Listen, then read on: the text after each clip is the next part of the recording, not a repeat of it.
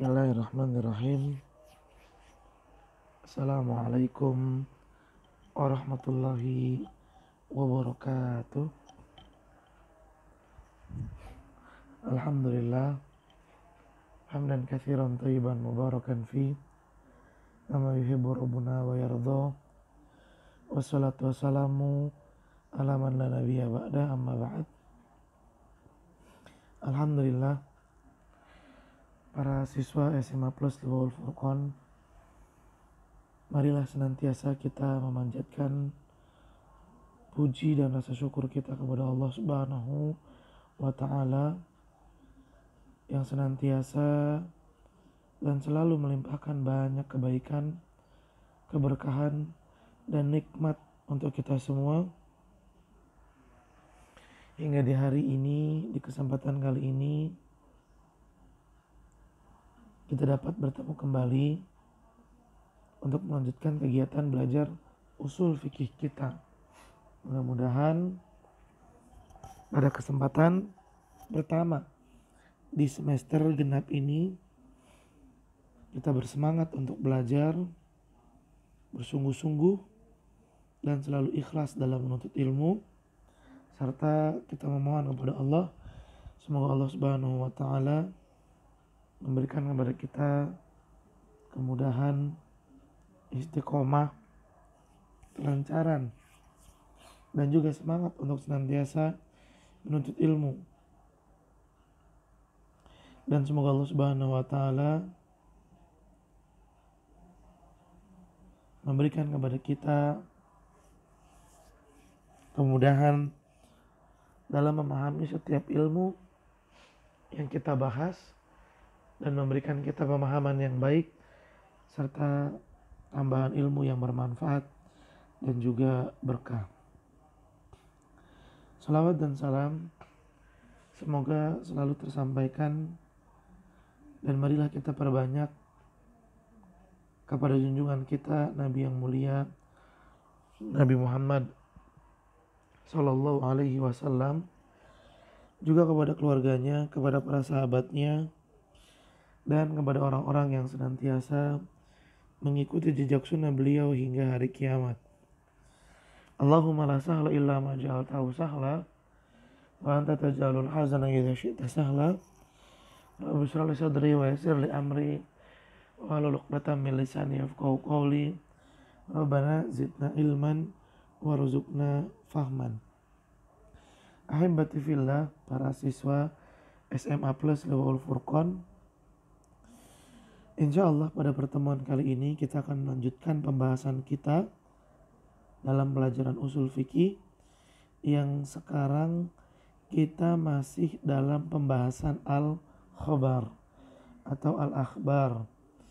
Dan alhamdulillah pada pertemuan yang lalu kita telah membahas pengertian khobar dan juga macam-macam atau pembagian perbuatan Rasulullah Shallallahu Alaihi Wasallam. Nah, sebelum kita melanjutkan pembahasannya, ada baiknya kita murojaah terlebih dahulu, karena ini adalah pertemuan pertama kita setelah liburan di semester ganjil. Tetap semangat, ahibati fillah, selalu berusaha untuk memahami ilmu yang kita pelajari. Ingat pesan Nabi Sallallahu Alaihi Wasallam, man yuridillahu bihi khairan yufaqihu fiddin. Apabila Allah menghendaki kebaikan bagi seseorang, maka Allah akan jadikan dia paham agama. Kalau kita berusaha untuk memahami agama, maka kita telah menjadikan diri kita salah satu orang yang Allah Subhanahu wa Ta'ala akan berikan banyak kebaikan. Mari kita berusaha untuk selalu belajar. Dan agar kita lebih semangat, hendaklah kita juga senantiasa mengingat sabda Nabi Shallallahu Alaihi Wasallam yang mengatakan, idza mata banu Adam in qata'a amaluhu illa min thalathin. Apabila seorang manusia meninggal dunia, maka terputus darinya semua aliran pahala. Karena dia udah gak bisa beramal lagi. Dia udah gak bisa beribadah lagi. Kecuali dari 3 sumber. Dari 3 sumber inilah dia tetap mendapatkan pahala. Apa itu? Yang pertama, sedekah jariyah. Sedekah jariyah. Yang kedua, ilmun yuntafa'u bihi, ilmu yang dia miliki, dia amalkan, dia ajarkan. Awaladun saleh yad'u lahu. Nah, kalau kita mau melihat, memperdalam, mengkaji hadis ini, maka pahami bahwa 3 hal ini, sedekah jariyah, ilmu yang bermanfaat, anak yang saleh, tidak akan bisa dimiliki kalau seseorang tidak memiliki ilmu. Sedekah jariyah, bagaimana seseorang bisa bersedekah jariyah? Dia akan bisa bersedekah jariyah ketika dia memiliki ilmunya. Poin yang kedua lebih jelas, ilmu yang bermanfaat. Poin yang ketiga, anak saleh. Bagaimana seseorang bisa mendidik anak keturunan menjadi saleh kalau dia tidak memiliki ilmu? Oleh karena itu, ahibati fillah, terus bersemangat dalam menuntut ilmu. Jangan malas. Jangan merasa lelah. Berjuang. Karena menuntut ilmu sejatinya termasuk jihad fi sabilillah. Dan Allah Subhanahu wa taala berfirman, "Walladzina jahadu fina lanahdiyannahum subulana." Dan sesungguhnya orang-orang yang berjihad di jalan kami, bersungguh-sungguh mengerahkan kemampuan, mengupayakan usaha dalam menggapai kebaikan di jalan kami, lanahdiyannahum subulana. Sungguh kami akan berikan kepadanya petunjuk. Kami akan berikan kepadanya petunjuk.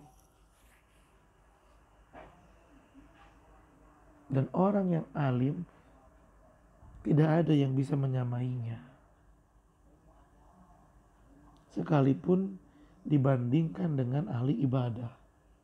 Orang yang rajin ibadah tidak bisa melampaui fadlul alim, keutamaan orang yang berilmu. Oleh karena itu, semangat, berusaha, luruskan niat karena Allah. Luruskan niat belajar kita karena Allah. Untuk raf'ul jahal, untuk menghilangkan jahal, kebodohan, ketidaktahuan dalam diri kita. Bismillah. Kalau kita berusaha sambil berdoa, maka tidak ada yang mustahil untuk kita lakukan. Insya Allah, Allah akan berikan jalan. Baik, ahibati fillah,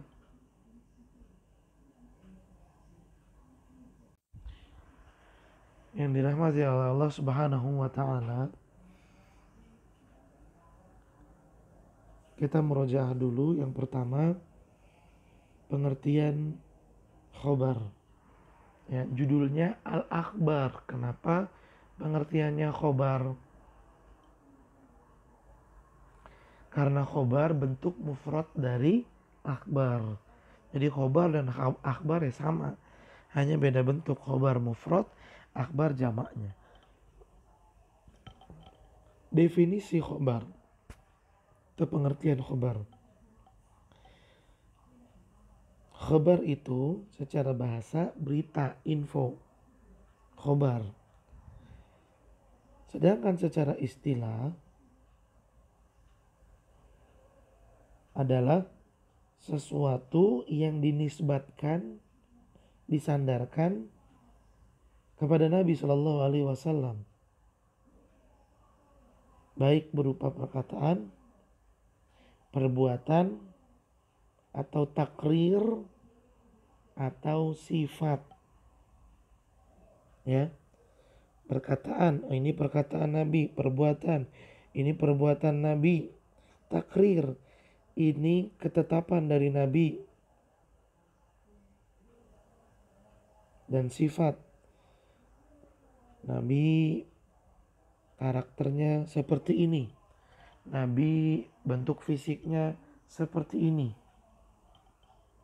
Nah, segala sesuatu yang disandarkan kepada Nabi Shallallahu Alaihi Wasallam dalam ilmu usul fikih itu disebut dengan al-khabar. Nah, di kitab Al-Usul min Ilmil Usul diterangkan bahwasanya perbuatan Nabi Shallallahu Alaihi Wasallam itu terbagi menjadi beberapa macam. Nah, dari sini nih ya ikhwan, kita akan mendapatkan satu kemampuan untuk menarik hukum Islam dari khabar yang kita dengar.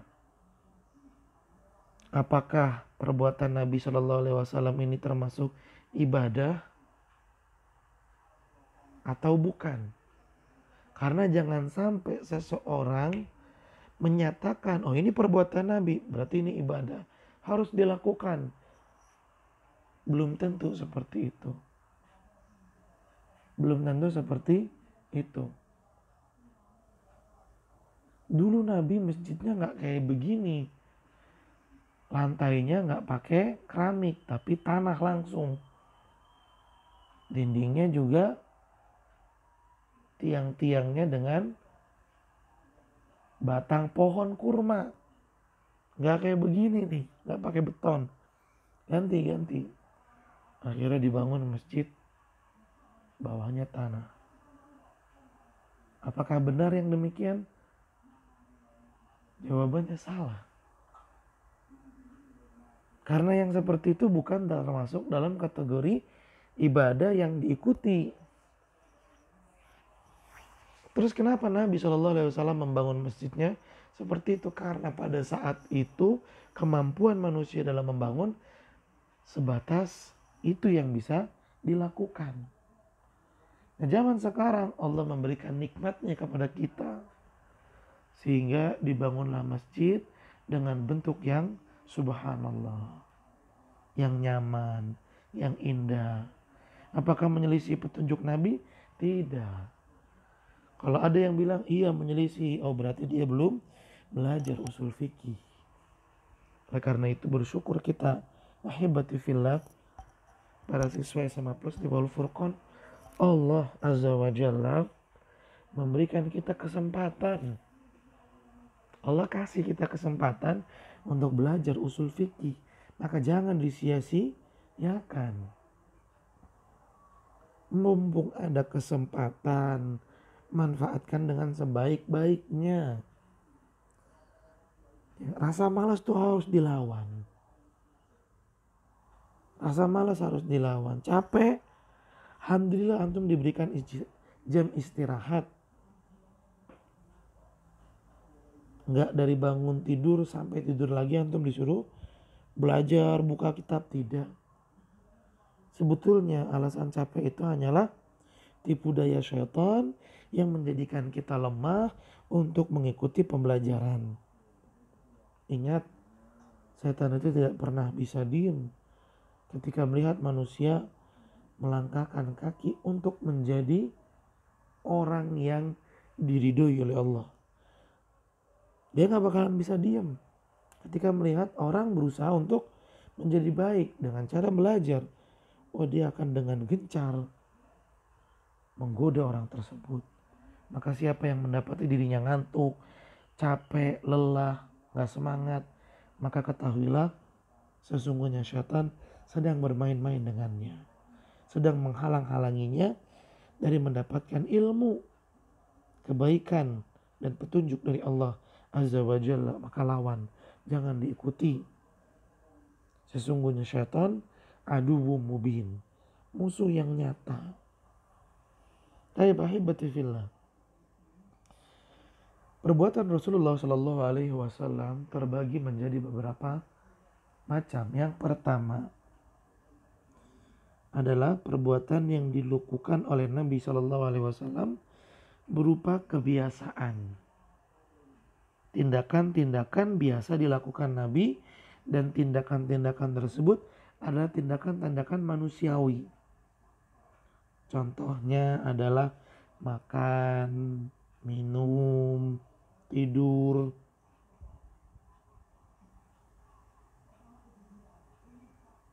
Nah, hukum asalnya perbuatan seperti ini adalah perbuatan yang biasa-biasa aja. Bahkan dikatakan nggak ada hukum di sana. Nggak ada hukum wajib, nggak ada hukum sunnah, nggak ada hukum haram, nggak ada hukum makruh. Itu boleh-boleh aja dilakukan karena perbuatan itu dilakukan oleh Nabi Shallallahu Alaihi Wasallam berdasarkan kebutuhan manusia. Semua manusia melakukannya. Maka untuk macam yang pertama ini tidak ada hukum di dalamnya. Tayyib, yang kedua, apa yang dilakukan oleh Nabi sesuai adat kebiasaan masyarakat setempat, seperti cara berpakaian.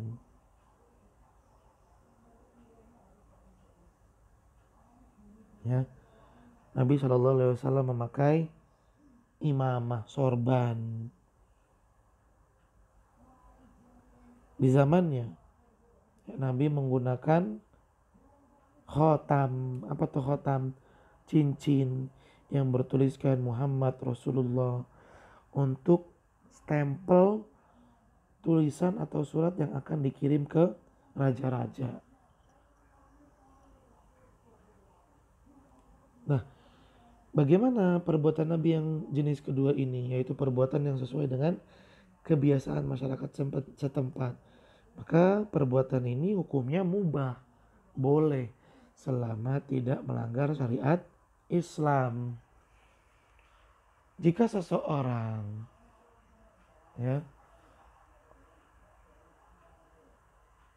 menginginkan ikut cara berpakaian Nabi Shallallahu Alaihi Wasallam, misalnya memakai sorban, tapi di masyarakatnya itu kalau pakai sorban akan menyebabkan seseorang menjadi suhroh, ya,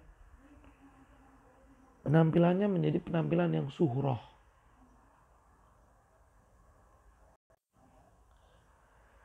Kalau seseorang memakai pakaian suhroh di masyarakatnya, pakaian suhroh itu pakaian tampil beda supaya menarik perhatian orang.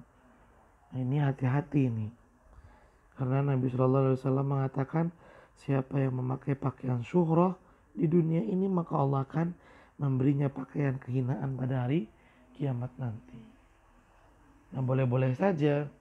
Tapi kalau misalnya melanggar syariat Islam maka hendaknya dihindari. Taib ahibati fillah, para siswa SMA Plus Liwaul Furqan. Kemudian yang ketiga, macam ketiga dari perbuatan Nabi adalah apa yang dilakukan oleh Nabi Shallallahu Alaihi Wasallam dan bentuknya ini perbuatan yang khusus dilakukan hanya boleh untuk Nabi saja. Yang ketiga, perbuatan khusus hanya Nabi yang melakukannya.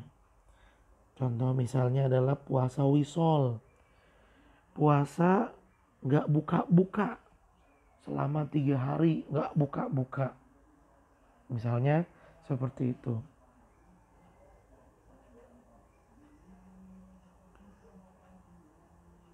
Dan perbuatan ketiga ini tidak dikatakan sebagai perbuatan yang hanya Nabi boleh melakukan, perbuatan yang khusus hanya Nabi boleh melakukan, kecuali ada dalilnya.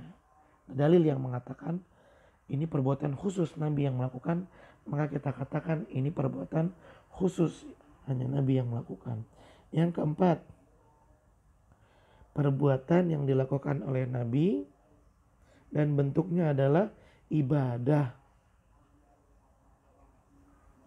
Nah, perbuatan yang keempat ini adalah perbuatan yang wajib kita ikuti.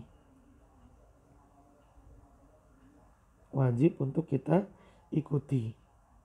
Karena perbuatan ini Nabi Shallallahu Alaihi Wasallam lakukan dalam rangka ibadah kepada Allah Azza wa Jalla.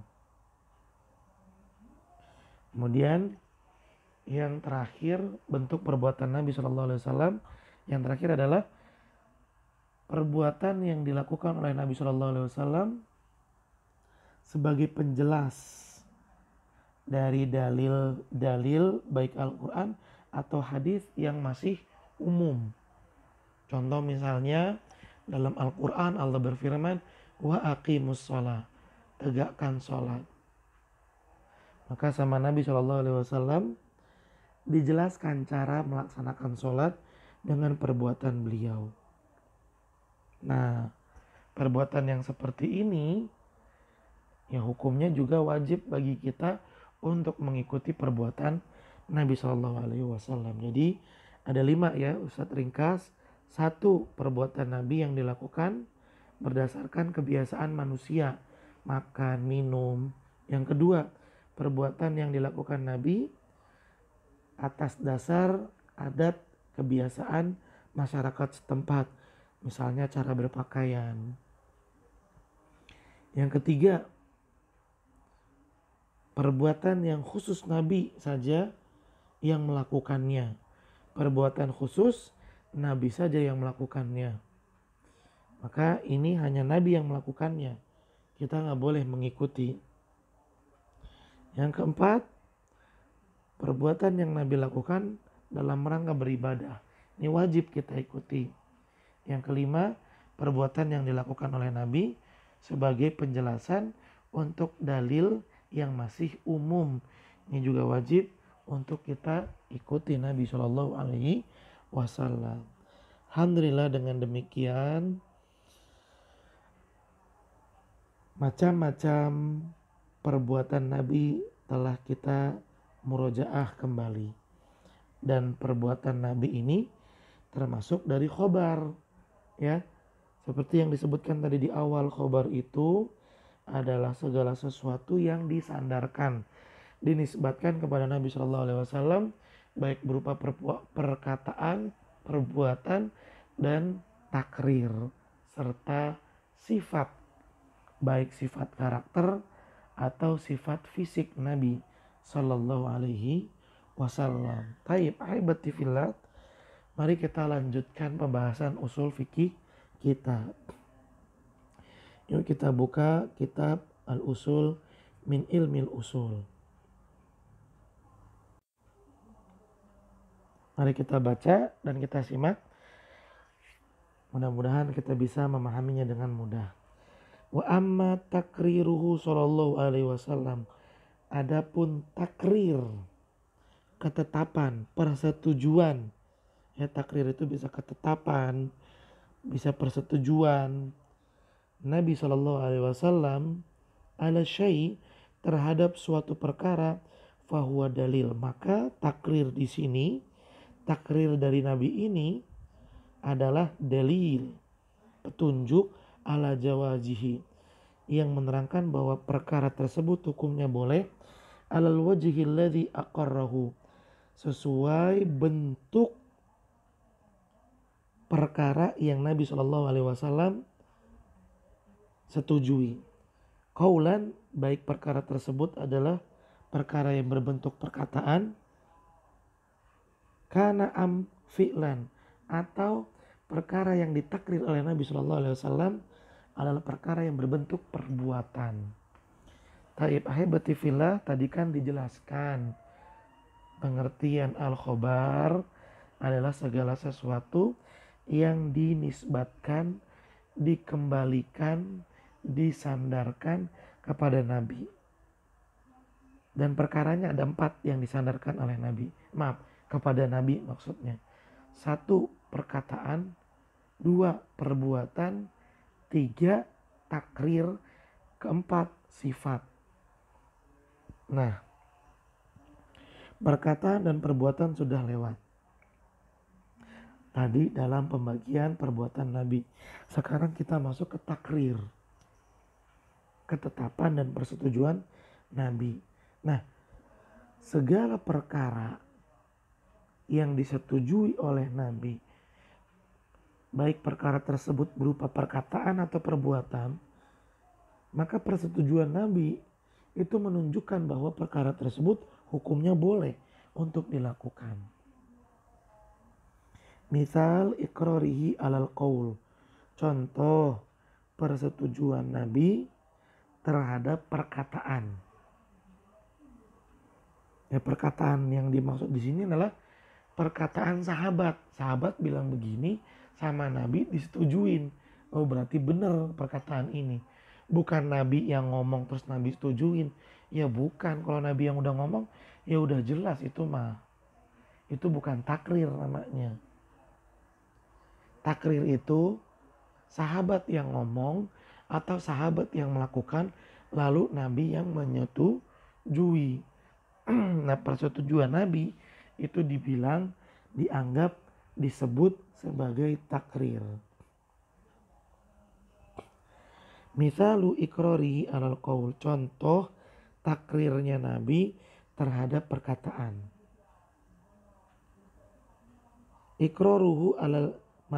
Ikraruhul jariyata. Contohnya adalah takrirnya Nabi kepada perkataan budak perempuan. Jariyah itu budak perempuan. Allati sa'alaha, yang mana Nabi SAW telah bertanya kepada budak perempuan itu. Kata Nabi, Ainallah, di mana Allah? Qalat, perempuan ini berkata, fis sama, Allah ada di langit. Nih. Ya, nanti kita bahas tambahannya. Allah ada di langit. Lalu Nabi SAW kembali bertanya, Man ana? Siapa saya? Kata Nabi. Lalu budak perempuan itu berkata, Anta Rasulullah. Engkau adalah utusan Allah. Maka Nabi mengatakan, bebaskan budak perempuan ini karena dia adalah orang yang beriman. Nah, di sini kita lihat Nabi nggak bilang perkataanmu benar, jawabanmu benar. Enggak. Nabi nggak ngomong begitu. Tapi justru Nabi berkata, bebaskan perempuan ini karena dia orang yang beriman. A'tikha li'annaha mu'minatun. Itu yang Nabi SAW katakan. Nabi nggak ngomentarin jawabannya perempuan tersebut. Karena Nabi nggak ngomentarin, ini menunjukkan bahwa Nabi menyetujui perkataan budak perempuan tersebut. Dan dengan persetujuan itu menandakan bahwa perkataan budak tersebut adalah perkataan yang hak, perkataan yang benar. Kalau saja perkataan tersebut salah, tentu Nabi nggak mungkin diam. Pasti Nabi akan mengomentarinya. Tapi diamnya Nabi tidak mengomentari jawaban dari budak perempuan itu menunjukkan Nabi setuju. Menunjukkan takrirnya Nabi. Nah, ini adalah dalil ya ikhwan. Ini adalah dalil yang menyatakan akidah yang lurus, akidah yang benar bahwa Allah fis sama. Allah ada di langit, bukan Allah ada di mana-mana. Dan bukan juga Allah ada tapi tidak bertempat, keliru. Seandainya Allah ada di mana-mana, tentu Nabi akan berkata, akhta'ta. Allah laisa fis sama, lakin Allah fi kulli makan. Mungkin Nabi akan bilang seperti itu. Tapi ternyata Nabi tidak mengomentarinya. Ini menunjukkan bahwasannya jawaban budak perempuan ini adalah jawaban yang benar, jawaban yang hak. Inilah akidah.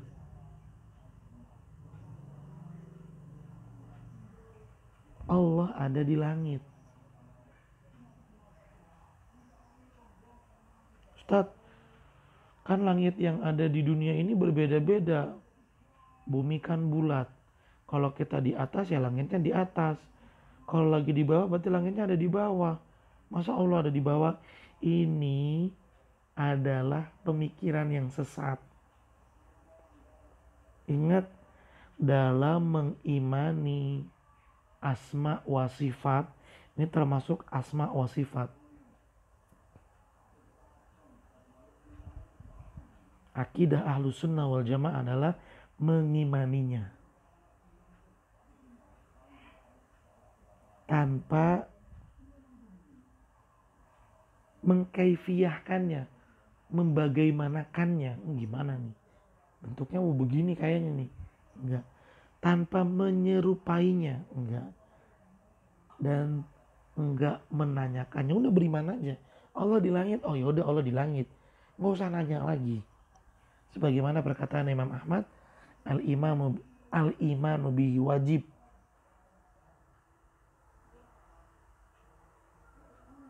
Beriman tentang hal itu wajib.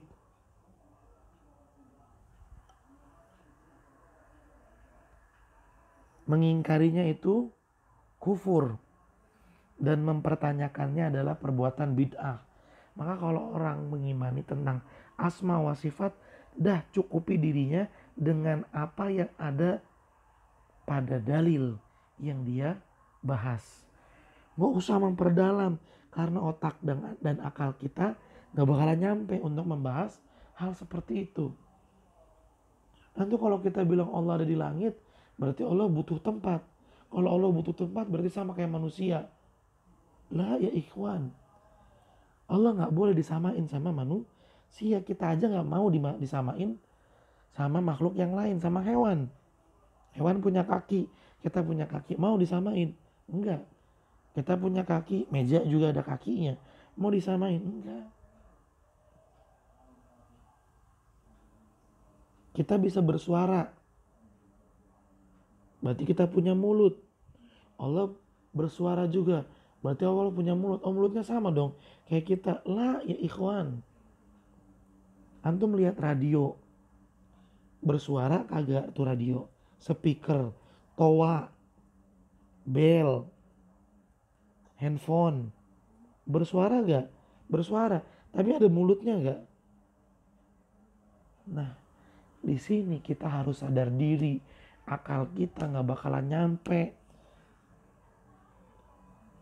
untuk menyelam lebih dalam, melewati batas dalil dalam mengimani asma wa sifat. Maka cukup udah imani. Oh kata dalil Allah Subhanahu wa taala punya tangan. Udah, gak usah dibayang-bayangin tangan Allah kayak begini kali ya. Gak usah.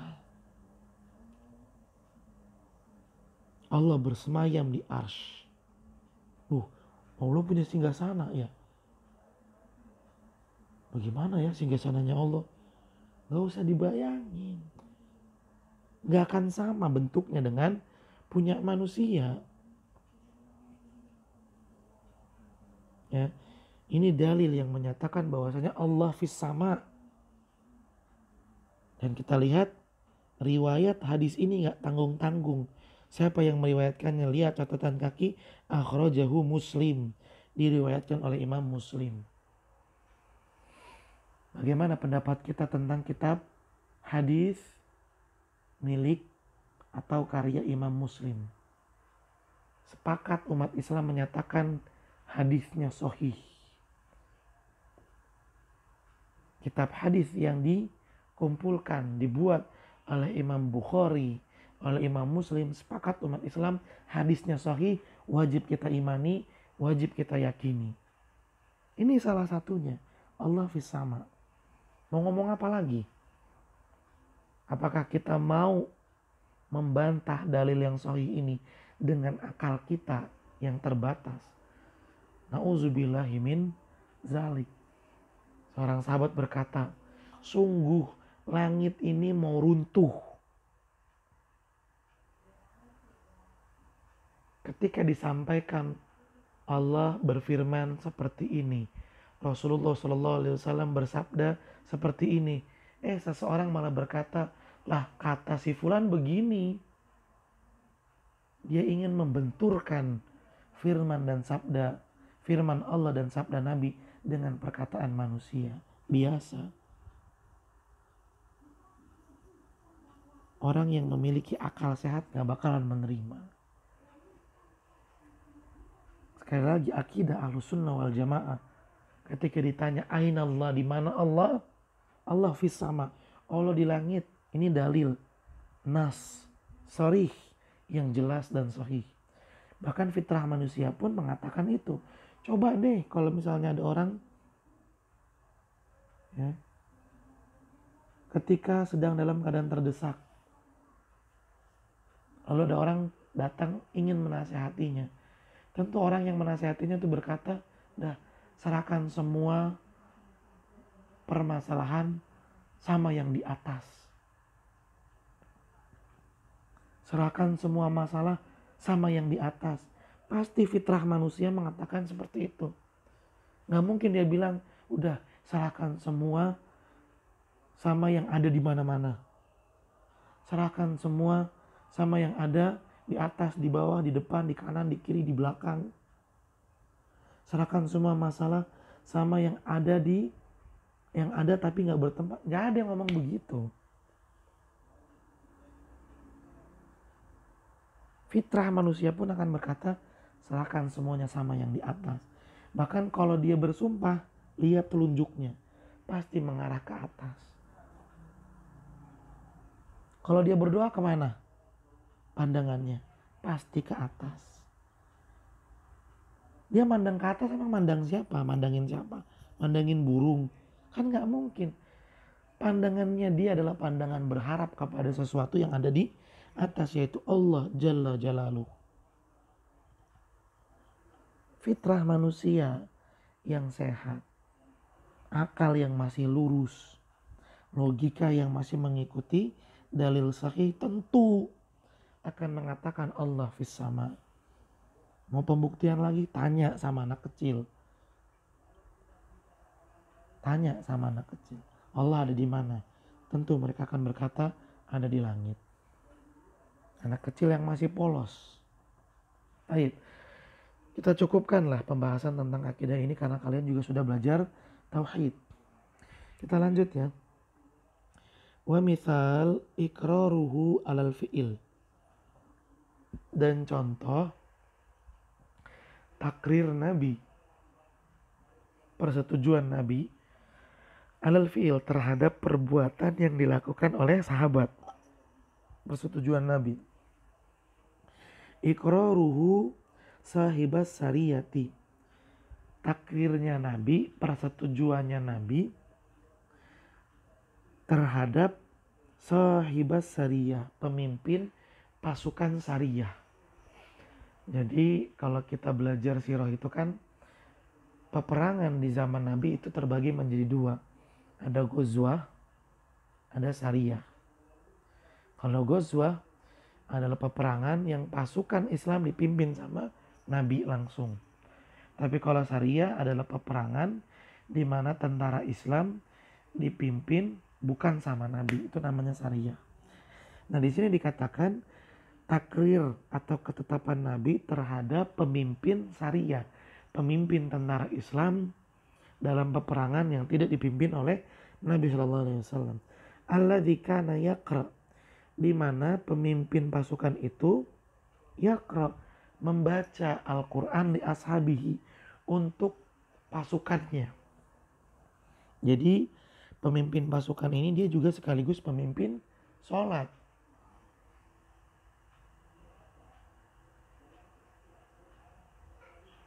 Ya, pemimpin sholat. Fayaktim, di mana pemimpin pasukan ini ketika dia mengimami sholat, dia selalu mengakhiri bacaan sholatnya dengan Qul huwallahu ahad. Maksudnya begini ya ikhwan. Di rakaat pertama setelah baca Al-Fatihah, anggap dia baca Amma Yatasa'alun. Setelah selesai baca Amma Yatasa'alun, dia baca Qul huwallahu ahad. Di rakaat kedua setelah dia baca Al-Fatihah, dia baca Wan Nazi'ati Ghorqa. Setelah baca Wan Nazi'ati Ghorqa, dia baca lagi Qul huwallahu ahad. Selalu dia akhiri dengan Qul huwallahu ahad. Maka para pasukannya pun bingung, wah nih orang ngada-ngada nih. Aneh. Karena Nabi Shallallahu Alaihi Wasallam gak pernah begitu. Maka mereka pun para pasukan ngadu kepada Nabi. Ya, ini bukan berarti sahabat itu tukang ngadu, bukan. Para sahabat di sini ya dari pemberitahuan ini, dari hadis ini menunjukkan kepada kita betapa mereka selalu antusias dalam ilmu. Ketika melihat suatu permasalahan yang mereka nggak tahu ilmunya, langsung datang ke sumbernya. Siapa? Nabi SAW. Ngadu, wahai Rasulullah, pemimpin kita begini ketika sholat. Apa kata Nabi SAW? Faqala Nabi SAW, saluhu. Silahkan kalian tanya sama pemimpin kalian. Li ayyi syai'in, kenapa dia berbuat seperti itu? Li ayyi syai'in kana yasna' dzalik. Li ayyi syai'in, kenapa? Kana yasna' dzalik. Si pemimpin itu berbuat demikian. Fasa'aluhu, maka para pasukan itu pun bertanya kepada pemimpinnya. Faqala, maka pemimpinnya berkata, li'annaha sifatur rahman, karena surat Al-Ikhlas ini menjelaskan tentang sifat Ar-Rahman, sifat Allah Subhanahu wa taala. Wa ana uhibbu an aqra'aha, dan saya senang, saya suka baca surat Al-Ikhlas.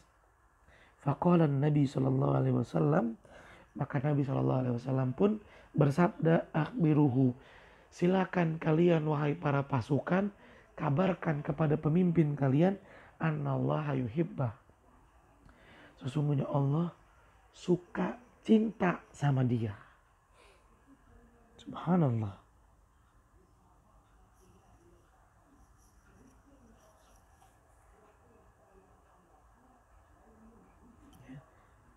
Lihat hadis yang mulia ini.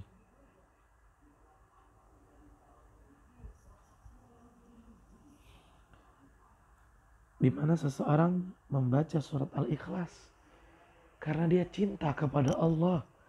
Dan surat Al-Ikhlas ini adalah surat yang menjelaskan tentang Allah. Maka dia senang baca terus tuh surat Al-Ikhlas karena saking besarnya cinta dia kepada Allah. Akhirnya apa? Allah pun cinta kepada orang tersebut. Wah, Ustadz, saya juga suka, Ustadz. Kalau kita sholat nih, saya suka. Ketika saya sholat, saya baca Al-Ikhlas. Dan saya demen bener sama imam yang ketika sholat, dia bacanya Al-Ikhlas. Ntar dulu.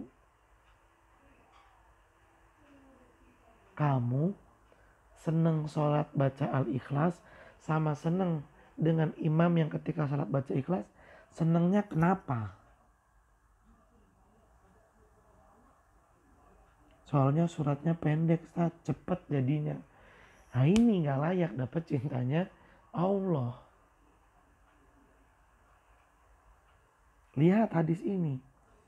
Sahabat ini membaca surat Al-Ikhlas terus-terusan karena dia cinta sama Allah.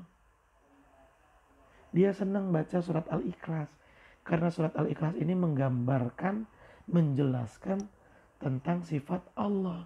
Maka dia suka bacanya. Bukan karena surat Al-Ikhlas pendek, biar cepat, bukan. Makanya dia layak mendapatkan cintanya Allah Azza wa Jalla. Nah dari sini jangan malu-malu kalau kita sholat baca surat Al-Ikhlas. Tapi ingat, dasarnya bukan pengen buru-buru selesai sholat, bukan. Tapi karena kita cinta kepada Allah Azza wa Jalla. Namun ahibati fillah, perbuatan ini bukan berarti perbuatan sunnah yang harus kita lakukan terus-terusan. Bukan. Ya, perbuatan ini menunjukkan perbuatan boleh kita lakukan tapi jarang-jarang. Kenapa jarang-jarang? Sebab para sahabat yang bertanya kepada Nabi, pasukan tentara yang bertanya kepada Nabi, mereka bingung sebab mereka baru mendapati hal itu saat itu. Mereka gak pernah melihat Nabi melakukannya.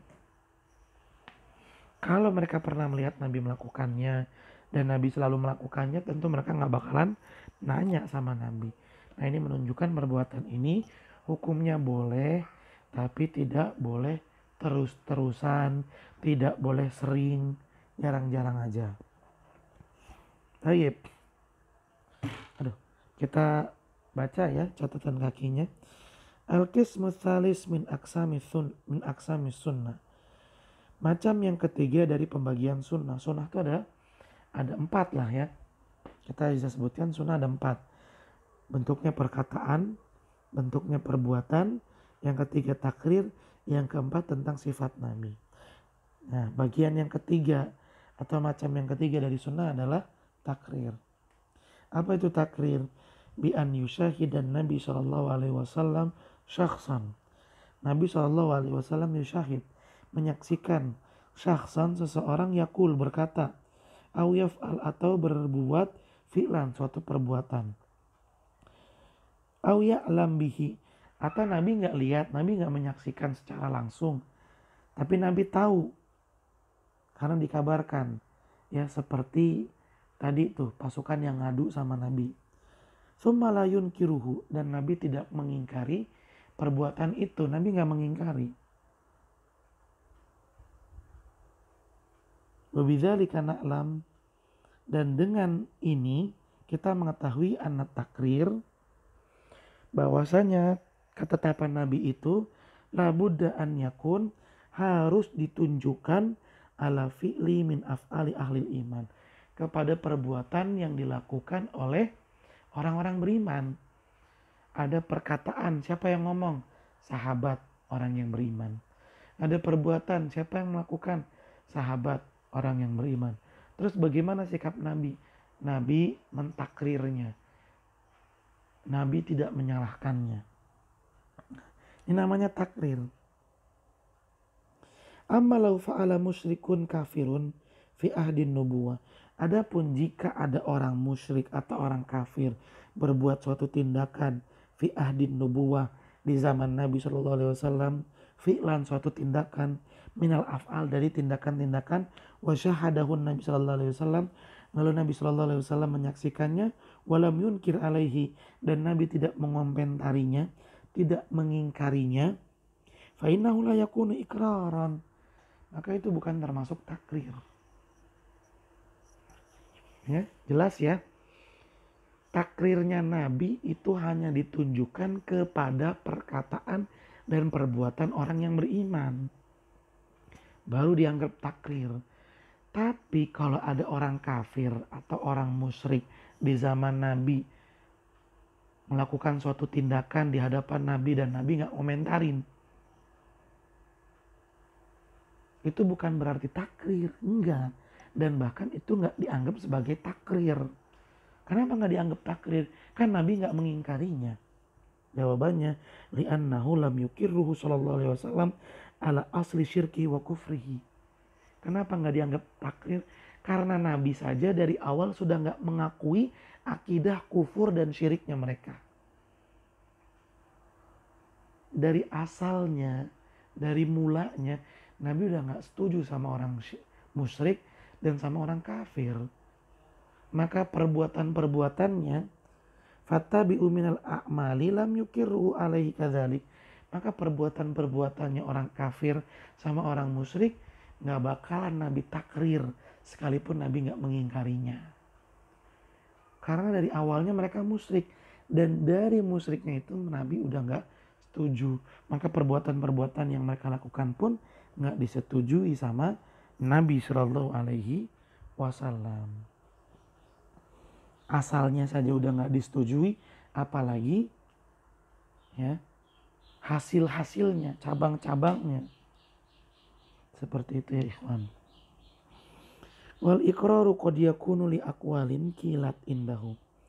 Dan ketetapan Nabi, persetujuan Nabi, qad yakunu, terkadang tertuju li aqwalin, untuk perkataan-perkataan kilat indahu sallallahu alaihi wasallam, yang diucapkan di sisi Nabi sallallahu alaihi wasallam. Mithlu iqrarihi li hukmi Sa'ad bin Mu'adz. Contohnya adalah persetujuan Nabi terhadap putusan yang ditetapkan oleh Sa'ad bin Mu'adz radhiyallahu anhu, di mana pada saat itu terjadi peperangan melawan orang-orang Yahudi yang mereka telah berkhianat terhadap Nabi Shallallahu Alaihi Wasallam. Maka mereka pun meminta agar keputusan terhadap diri mereka ditentukan oleh Sa'ad bin Mu'adz. Nabi nggak menentukan, mereka nggak mau